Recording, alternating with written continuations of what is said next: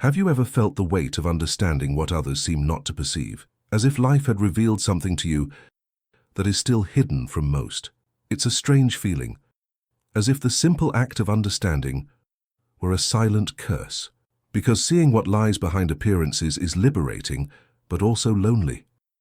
The world continues repeating its routines, smiling its automatic smiles, believing in its own illusions. And you, suddenly, can no longer participate in this theater. Carl Jung said that consciousness is a disease from which man tries to escape.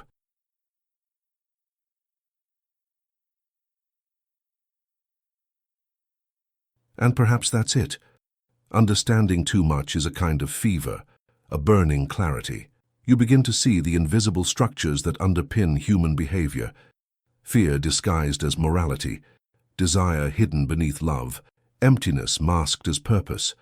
And the more you understand, the more you realize that ignorance was sometimes a refuge. Knowledge is not light. It weighs heavily because it brings responsibility.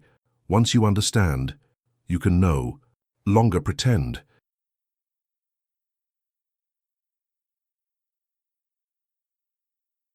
You see the suffering behind the arrogance, the hidden pain in the laughter, the despair within normality, and this changes you forever. The awakened gaze is incapable of returning to innocence. It's as if the veil has been torn away, and the world now naked reveals both its beauty and its wounds. But there is also something profoundly human in this weight, because to understand is to love in a silent way. It is to see the whole, even when it hurts. Consciousness is a burden, yes, but it is also a privilege.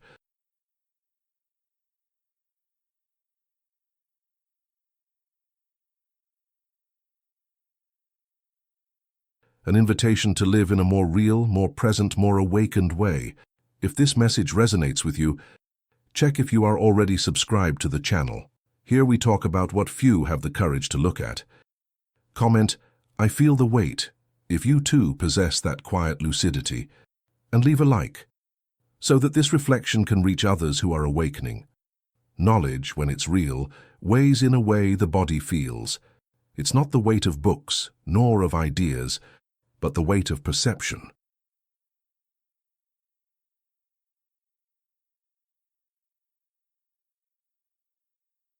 It's the weight of seeing what's hidden beneath human movement. You begin to perceive the mechanisms that drive every gesture, the fear that directs, the guilt that guides, the desire that disguises. And suddenly, the world loses its artificial lightness. Everything becomes too transparent, and this transparency is tiring. Ignorance, once so despised, begins to seem like a form of rest. Carl Jung said that knowing your own darkness is the best method for dealing with the darkness of others.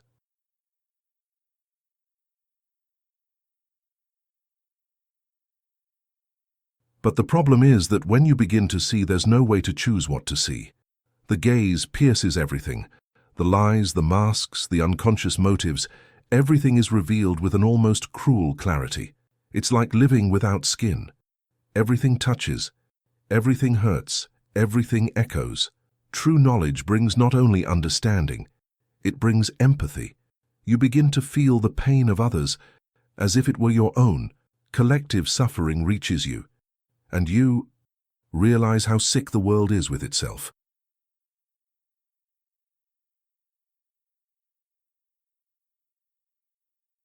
This perception is the beginning of compassion, but also of exhaustion.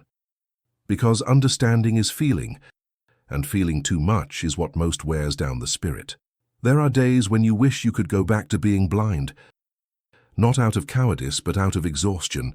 But conscience doesn't recede. What has been seen cannot be forgotten. Then the challenge becomes another, learning to carry the weight without being crushed by it, transforming knowledge into wisdom.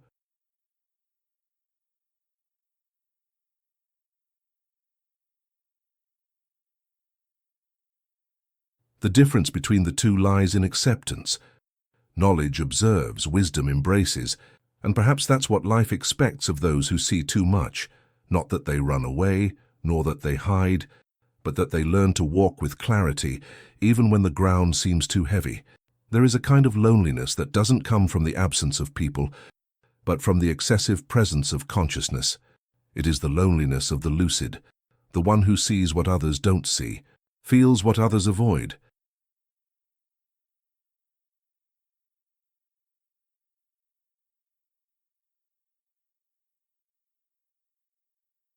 and understands what no one wants to name. After the curtain of illusion falls, it's impossible to return to the same stage. You can remain among the actors, but you no longer believe in the script. The words sound rehearsed, the smiles seem repetitive, and everyday reality transforms into a spectacle you can no longer watch without discomfort. Carl Jung said that loneliness doesn't come from being alone, but from being unable to communicate what is important to you.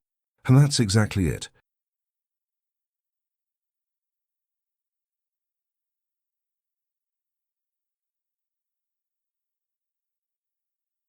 The lucid person tries to speak, tries to share what they've discovered, but quickly realizes that common language is insufficient to translate the invisible.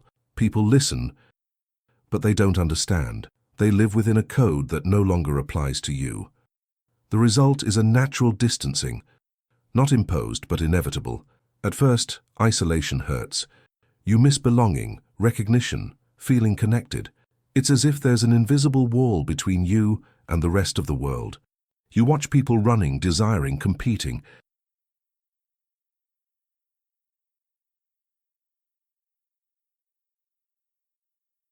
and you feel a mixture of tenderness and sadness, because you know that deep down, everyone is searching for something that can't be found outside, and it's this knowledge that separates you. The lucid one carries the burden of understanding too much. Over time, however, this solitude changes form.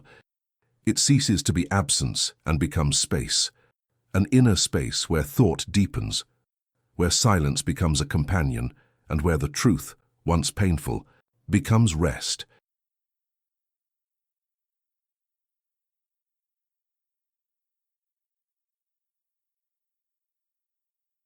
Isolation transforms into a kind of invisible retreat. It is there that you begin to truly listen to yourself, without noise, without distraction, without the echo of others' expectations. And then, what once seemed like punishment reveals itself as a path. The lucid one learns to be alone without feeling lonely, learns to see the world without needing to distance themselves from it. Consciousness ceases to be a wall and becomes a bridge, a passage between what is human and what is essential.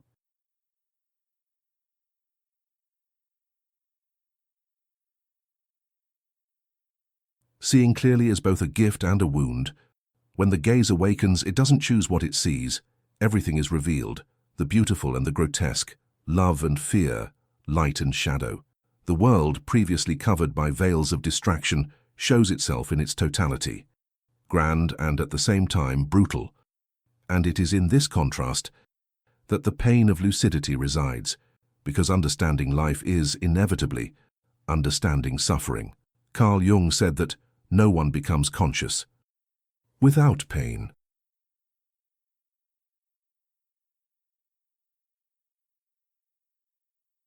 And it's true. The awakened mind is forced to confront the paradoxes that the rest of the world avoids. You realize how much people lie to themselves, how much they hide in routines, beliefs, and relationships just to avoid touching their own emptiness. And somehow you understand, because you've done it too. The pain of clarity doesn't come from judging others, but from recognizing yourself in each of these illusions. To see too much is to feel too much.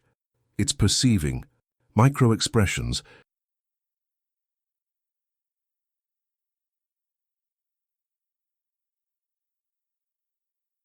charged silences, gestures that betray hidden intentions.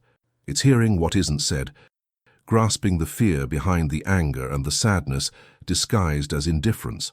This sensitivity, which is both a gift and a curse, transforms daily life into an emotional battlefield. Everything pierces you, everything touches you, and there's no way to protect yourself without closing yourself off. And the awakened one knows that closing oneself off is the same as falling asleep. There are nights when your conscience weighs like a rock,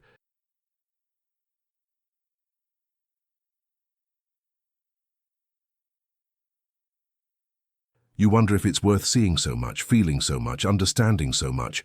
But the silent answer always comes, yes, because the pain of lucidity is the same pain of growth. It tears, but it expands. It destroys, but it purifies. It's the price of seeing reality without filters. And paradoxically, it's also the gateway to compassion. Clarity is not a burden to be avoided. It is a teacher in disguise. It teaches that pain is not the opposite of light, but the path to it.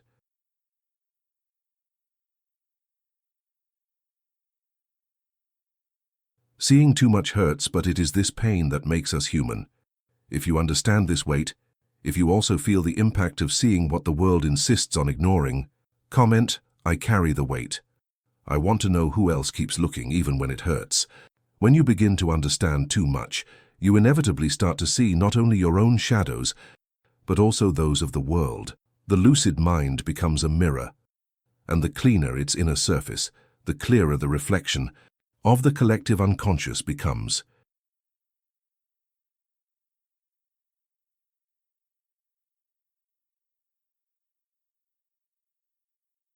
You begin to perceive patterns repeating themselves everywhere. The same wounds, the same fears, the same escapes, disguised as morality, success, or faith. The human being reveals themselves as a tapestry of interconnected pains woven by denial. Carl Jung said that what we do not confront in ourselves, we will encounter as our destiny. And when the awakened observe human behavior, they see this destiny in action. External wars are born from unresolved internal battles.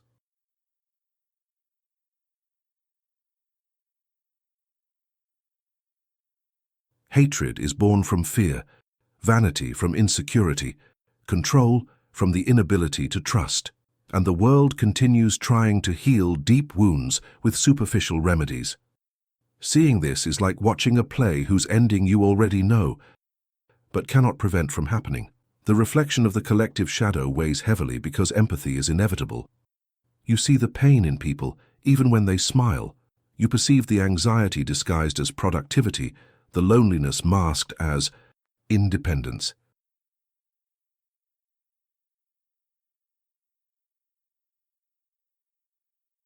And seeing all this, something within you breaks, not out of despair but out of compassion. The lucid suffer not only for themselves, but for the entire world. It's as if expanded consciousness also includes the suffering of others. But there's a paradox in this. In seeing the collective darkness, you also see the possibility of light. The shadow, after all, only exists because there is something luminous behind it. And the deeper you look, the more you realize that the pain that unites humanity is the same force that can liberate it.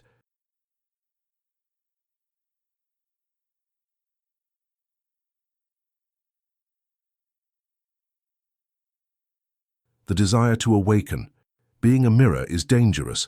The world doesn't like those who reflect what it tries to hide. But that's precisely why the awakened one exists. To silently remind us that healing begins when the reflection is accepted. And little by little you understand that seeing the unconscious of the world is not a curse, but a calling.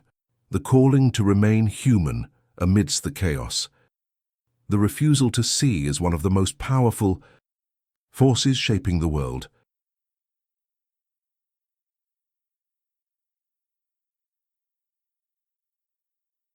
Human beings build walls of distraction to avoid facing their own abyss. They prefer ready-made answers, comfortable certainties, predictable routines. Seeing too much is dangerous because it dismantles the artificial equilibrium upon which society rests. If everyone could see the truth about themselves, the entire system would collapse. Not the political system, but the psychological, emotional, and spiritual systems. Therefore, collective blindness is not a mistake. It is a choice.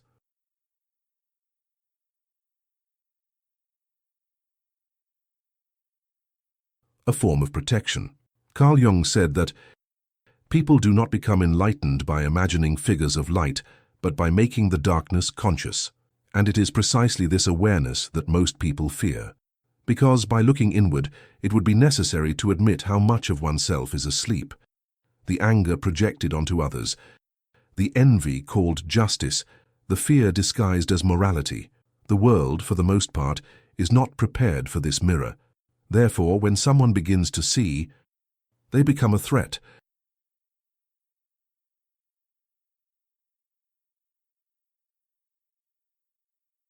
Not because they want to destroy, but because their simple lucidity reveals how much others are still pretending. This refusal to see creates a kind of collective disconnection. People talk but don't communicate. They interact but don't meet. The whole society functions like a sleeping organism, dreaming that it is awake. And the awakened one, in the midst of this, feels the weight of difference. He realizes that conversations revolve around nothing, that opinions are echoes, that emotions are programmed reactions.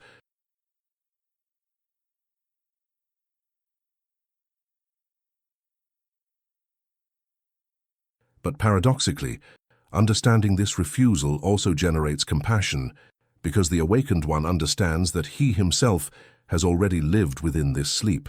He has already believed, already pretended, already protected himself from the truth. And that is what prevents him from judging.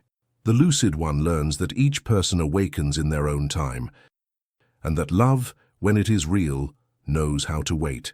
The world's refusal to see is proof that consciousness is still germinating.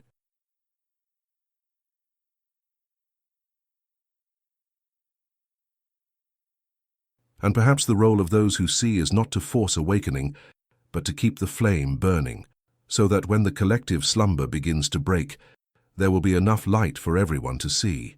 After seeing what the world doesn't see, comes the most difficult moment, choosing to remain conscious. Because after awakening, there is always the temptation to fall asleep again. Consciousness is tiring. It demands presence, responsibility, lucidity in every gesture.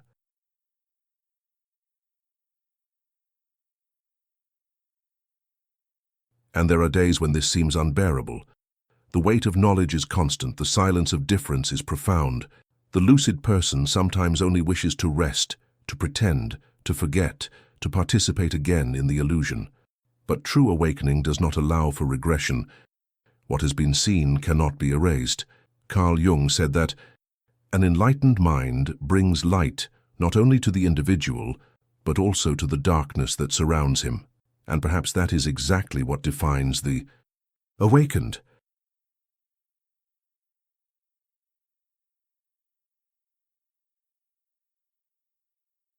They do not flee from the darkness, they walk with it. Remaining conscious is a daily choice, the decision to stay awake even when the whole world sleeps. It is looking at chaos and still choosing lucidity. It is refusing the comfort of ignorance and enduring the discomfort of truth. But this choice is not just suffering. It is also courage, because by continuing to see, you become a point of light within the collective darkness.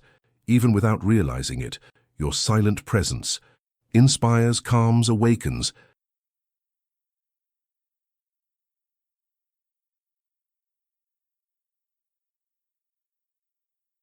Consciousness is contagious, not through words but through vibration. Those who continue to see, even when it hurts, become a living reminder that it is possible to exist in another way. To remain conscious is to accept the imperfection of the world without becoming cynical. It is to see evil and still believe in good. It is to understand the absurd and, even so, choose love. Because true awakening is not just mental clarity, it is spiritual maturity. It is knowing that pain does not define you. Chaos does not dominate you, and fear does not command you. And even if everything around you tries to pull you back to sleep, you take a deep breath and stay awake. Because lucidity, once felt, becomes sacred. If you feel this way, if you choose to keep seeing even when it would be easier to close your eyes, comment, "I choose to see." I want to know who still has the courage to maintain a conscience in the midst of darkness. Over time, you begin to realize that the weight of knowledge is not punishment.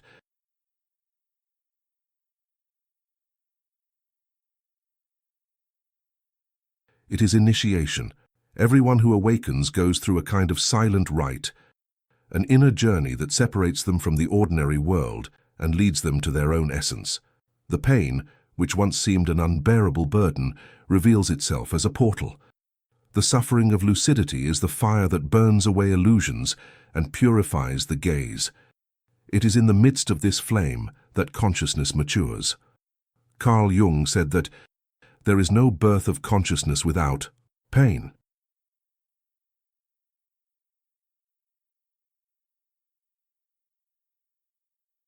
And in fact, the awakened one is like the archetype of the wounded healer, the one who understands the other because they have already experienced their own wound.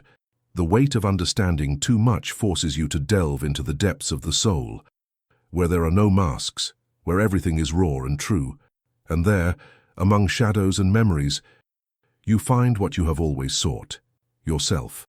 The process is slow and sometimes devastating. There are days when the weight seems unbearable, when the silence of the world echoes like an impossible void to fill.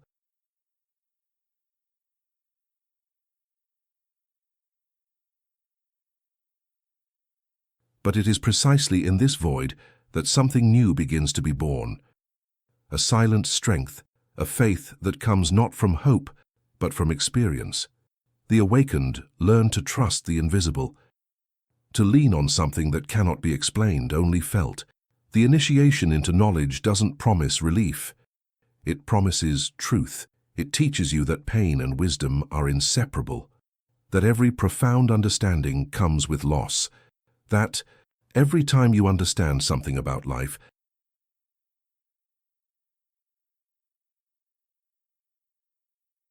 something inside you dies. The old self, the old certainties, the old dreams.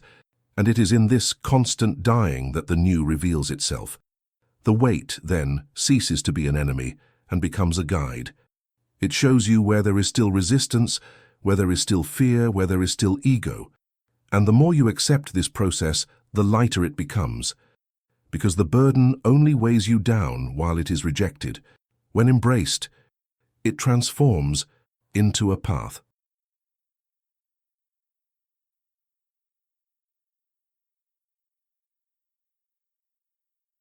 The pain of lucidity is, in fact, the initiation of the soul, the moment when the human being touches the divine within and finally understands that awakening was never about escaping pain, but about learning to navigate it consciously.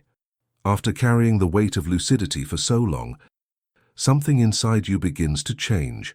What was once pain transforms into understanding.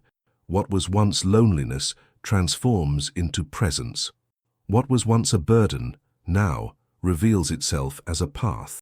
Strange lightness emerges.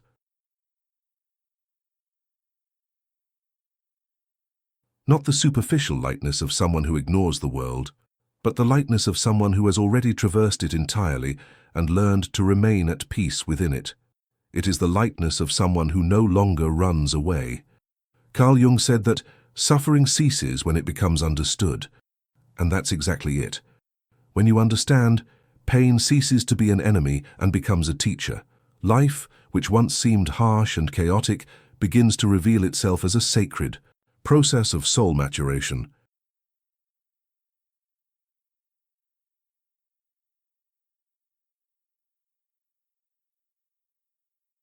Each loss becomes a lesson, each disappointment a liberation. Suffering continues to exist, but it no longer dominates. It becomes part of the landscape, something that comes and goes, no longer dragging you down.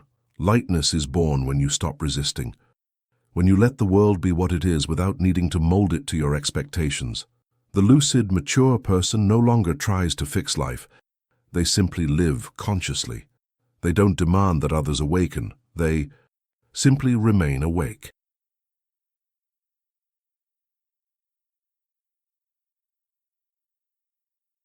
This silent acceptance is what brings peace, not because the world becomes better, but because the gaze becomes more loving. Understanding changes the weight of existence. The old pains remain, but now they are remembered with tenderness. You realize that even the mistakes had a purpose, that even the falls pointed the way. The soul stops fighting against the flow and begins to dance with it. And it is at this point that lucidity transforms into wisdom. The awakened one learns that seeing too much is not a curse, it is a responsibility.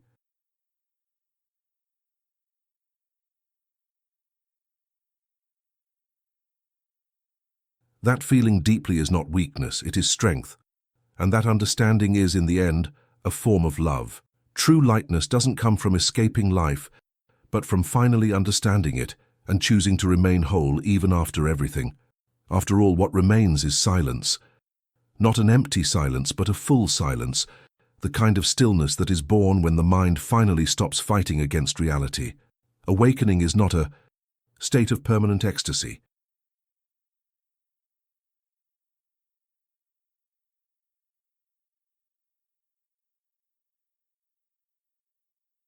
Nor a transcendental escape.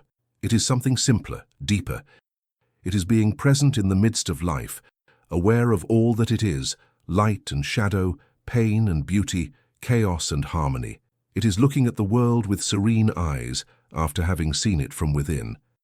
Carl Jung said that he who looks outside dreams, he who looks inside awakens.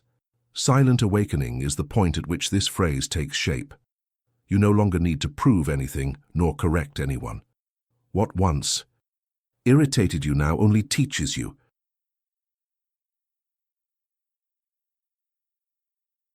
What once hurt you now simply passes. Consciousness becomes a dwelling place, not a battlefield. The weight of knowledge, once unbearable, transforms into gentle strength. You realize the burden was never punishment. It was the soul's training to learn to carry light in a world that still fears clarity, seeing too much, feeling too much, understanding too much. All of this now finds its purpose. The pain that once burned becomes warmth. Loneliness becomes presence, and knowledge transforms into wisdom.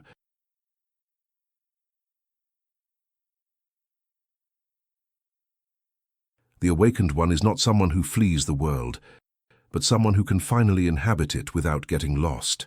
He laughs again, loves again, dreams again, but with awareness. He knows that life is short, imperfect, and precisely for that reason, precious. And if you've made it this far, it's because you also feel that silent calling. Subscribe to the channel, because here we talk about truths that few have the courage to face. Comment: I woke up from the weight, so that I know you've also been on this journey with me. Leave a like. This helps spread awareness among those who are still asleep. And watch the next video that is appearing on the screen, because the awakening doesn't end, it only changes form within those who chose to continue seeing.